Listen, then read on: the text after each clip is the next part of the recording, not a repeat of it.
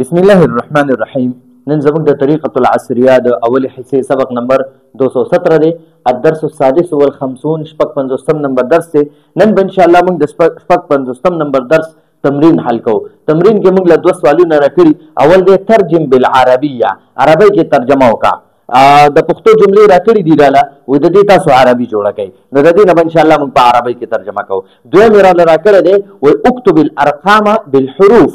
اكتب الارقام بالحروف. ارقام د رقم جمع ده، یعنی موږ ته انصب راکړي چې دا انصب تاسو په حروفو کې لیکئ. ټیک شو؟ نو اول نمبر موږ سوال حل کوو چې د پښتو نه موږ ترجمه دغه کوو، د عربی ترجمه کوو. نو موږ ته اوله د پښتو جمله راکړې ده وایي بس کې 11 سورلی دي. بس کې 11 سورلی دي. دې ته وګورئ دا 11 راله په عدد کې راکړی دی، دا انسو کې راکړی دی، وایي دا تاسو په حروفو کې ولیکئ. ټیک شو؟ نو وایي بس کې 11 سورلی دي. فی الحافلة، بس ته حافله وایي، حافلتون ورته وایي. نو فی الحافلة بس کې، فی الحافلة بس کې 11 د 11 ته وایي. نو هغه په انسو کې داسې لیکلي، دوه یکونه لیکل کېږي او په عربي کې لیکلي 11 راکبا سورلی ته وایي، سورلی. ټیک شو؟ نو موږ سره به دا ممیز مرکب راځي، یو به 11 راځي یو به 10 راځي. د دوو لفظونو نه به یوه انسه جوړېږي. 11 معنا ده 11 او راکبن چې دی که نه دې ته معدود هم وایي او تمیز هم وایي، تمیز. او دې 11 دې ته عدد هم وایي او ممیز هم ورته وایي، ممیز. او چې دا کم راکبن دی دې ته معدود هم وایي او تمیز هم ورته وایي. ټیک شو؟ نو ممیز او تمیز دا بیا د جملې یوه حصه جوړېږي. نو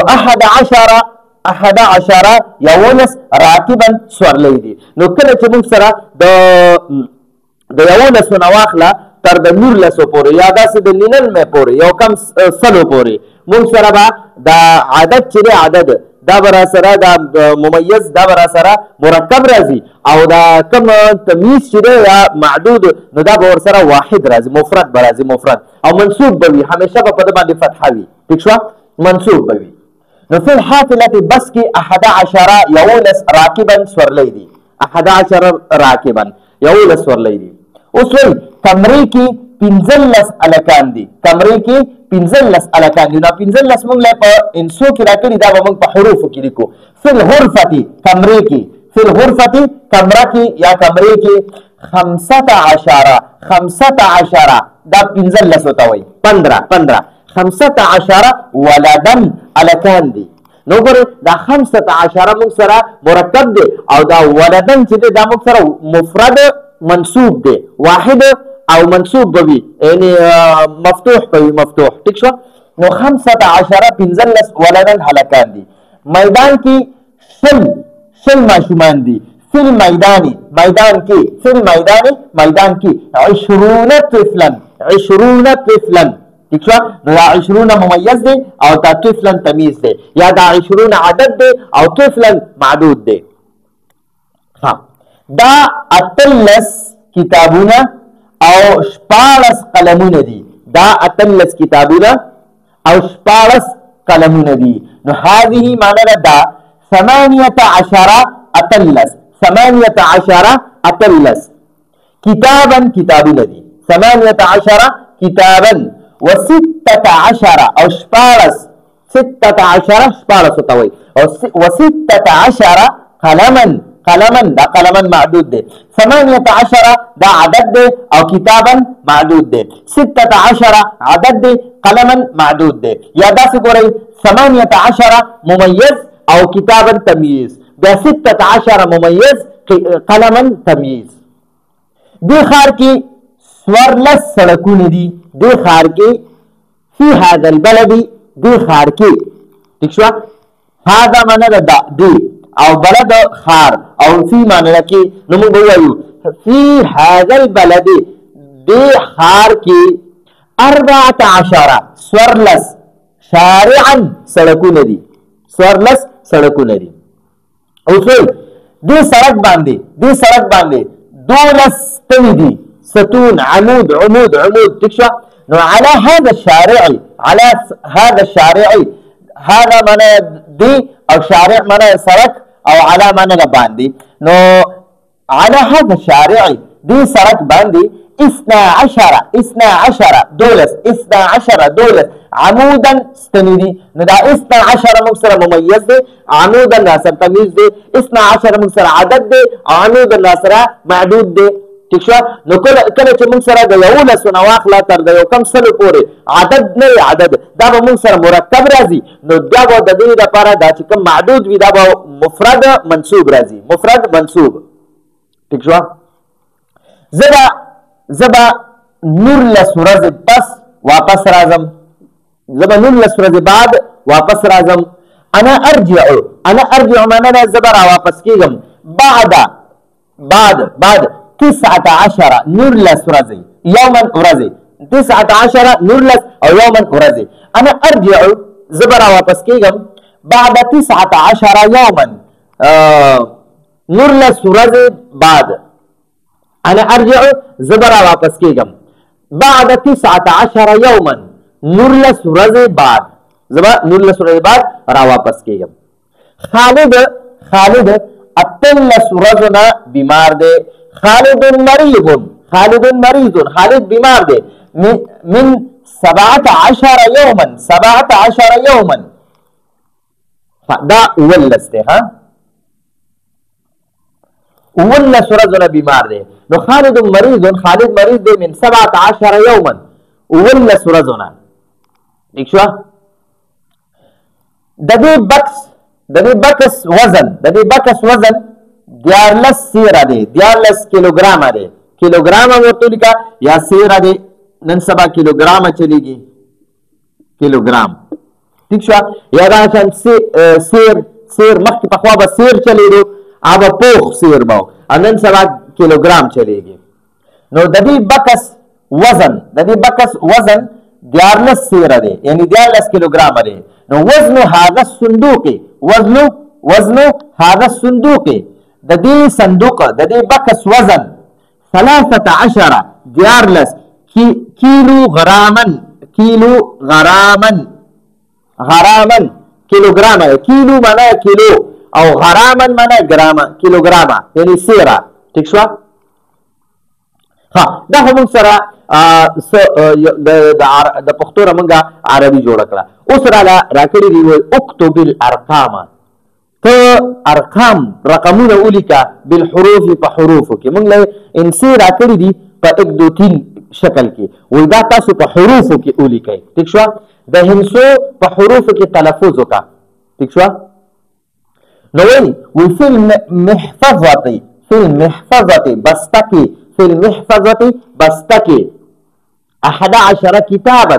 11 دا موږ سره په انسو کې لیکل، دا به موږ په حروفو کې څنګه چې په حروفو کې یم داسې به په حروفو کې ولیکئ. 11 کتابا فی المحفظة بستکی 11 کتابا 11 کتابونه دي. نو ګورئ بستکی 11 کتابونه دي. نو دقه به اوس دا 11 چې کم 2 کونه دي کنه، دا به موږ داسې ولیکو 11 کتابا فی المحفظة 11 کتابا. هلته کې په انسو کې دلته کې په حروفو کې دي. ٹھیک شو؟ نو فی المحفظة بستکی 11 11 کتابا کتابونه دي. اوس وی للمسجد 12 بابا 12 دروازې دي. و20 شباکا او 20 کړکۍ دي. جماعت کې یعنی مسجد کې 12 دروازې او 20 کړکۍ دي. نو اوس وګورئ دلته کې دا 12 په انسو کې لیکل دي. نو للمسجد 12 موږ په حروفو کې لیکو، الته په انسو کې دغه موږ حروفو کې لیکو. بابا دروازې و20 دلته کې وګورئ 20 په انسو کې موږ د خو په دغه کې لیکو، حروفو کې لیکو. 20 شباکا 20 کړکۍ دي. في الإدارة 18 موظفا 18 وګورئ دا 18 دی. 18 في الإدارة 18 موظفا 18 نوکران دي. ٹھیک شو؟ نو اداره کې 18 نوکران دي. نو فی الاداره الثمانیه هلته کې ګورئ اتلس په انسو کې دی، دلته کې موږ په حروفو کې لیکو 18 موظفا. 18 معنی ده اماغه اتلس. قیمت الظرف، ظرف لفافې ته وایي. کومه لفافه کې چې خلک خط بندوي که نه، یا چاله څه تحفه ورکوي او هغه په یو لفافه کې بنده کړي، نو هغې لفافې ته په عربي کې ظرف وایي. ظرف. قیمت الظرف، قیمت الظرف د لفافې قیمت 15 فلسا 15 پیسې دي. 15 پیسې دي د لفافې قیمت 15 پیسې دی. قیمت الظرف 15 فلسا. نو ګورئ دلته 15 په انسو کې لیکلی شوي او دې خوا موږ په حروفو کې ولیکو 15 فلسا. فلس پیسې ته وایي. فلس معنا ده یوه پیسه، او دو فلسه 2 پیسې، 3 فلسه 3 پیسې. ٹھیک شو؟ نو روپۍ کې 100 پیسې وي، هغه په خپل اندازه لګولی شي، نو هغه پیسې ته فلس وایي. فی البیت کور کې 14 کرسیا، 14 کرسیا 14 کرسۍ دي. نو وګورئ دا 14 دلته په انسو کې دی، نو موږ به دا بیا په حروفو کې ولیکو. دا دی 14 کرسیا. فی البیت 14 کرسیا. ها اوس وایي فی المدرسة 19 استاذا. مدرسه کې 19 استادان دي، نو دا 19 هلته په انسو کې دی، دلته به موږ په حروفو کې ولیکو. فی المدرسة 19 استاذا. ٹھیک شو؟ ها هؤلاء 17 جنديا. جندي چې دی دا دغه ته وایي فوجي ته وایي. فوجي څنګه زموږ په سرحدونو باندې فوجیان ولاړي او حفاظت کوي د ملک د سرحداتو، نو دغه ته جندي وایي. نو هؤلاء دا ټول 17 جنديا 19 فوجیان دي، نو دا ټول 19 فوجیان دي. هؤلاء 17 وګورئ هلته 17 په دغه کې لیکلي شوي انسو کې، دلته کې مونږ په حروفو کې ولیکل. فی السجن، سجن جیل ته وایي، جیل قیدخانې ته وایي، جیل ته وایي. فی السجن جیل کې 13 مجرما 14 مجرمان دي، نو دا 14 دلته په انسو کې لیکلی شوی، مونږ به دلته په حروفو کې لیکو. دا دی نو فی السجن 13 مجرما. ٹھیک شو؟ نو وایي چې په جیل کې 14 مجرمان دي. 13 14 مجرمان. نو دا 13 دا ممیز دی او مجرمان ورله تمیز دی، یا دی 13 ته عدد وایي او مجرمان دې ته معدود وایي. ٹھیک شو؟ نو یاد وساتئ چې د 11 نه واخله 99 پورې څومره اعداد دي، نو دا به مرکب راځي. مرکب یعنی دوه به وي. ٹھیک شو؟ 2 الفاظ به وي. نو 3 یو لفظ شو، 10 دویم لفظ شو. ٹھیک شو؟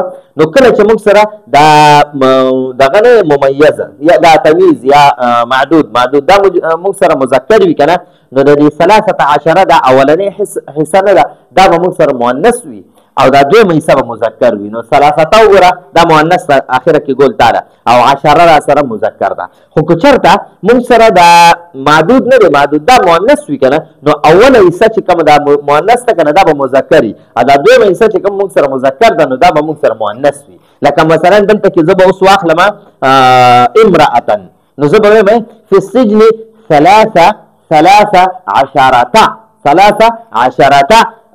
امرأة. ٹھیک شو؟ نو دا زمونږ د نن ورځې درس و. تاسو ګورئ د دې ځان سره یو سکرین شاټ واخلئ او ځان سره په کاپیانو کې مې لیکئ. دا درس یو ځل بیا واورئ انشاءالله العزیز، په دې باندې به تاسو ډېر ښه پوه شئ. نو راتلونکي درس پورې اجازه غواړو. هذا هو المرام والله اعلم بحقیقة الکلام.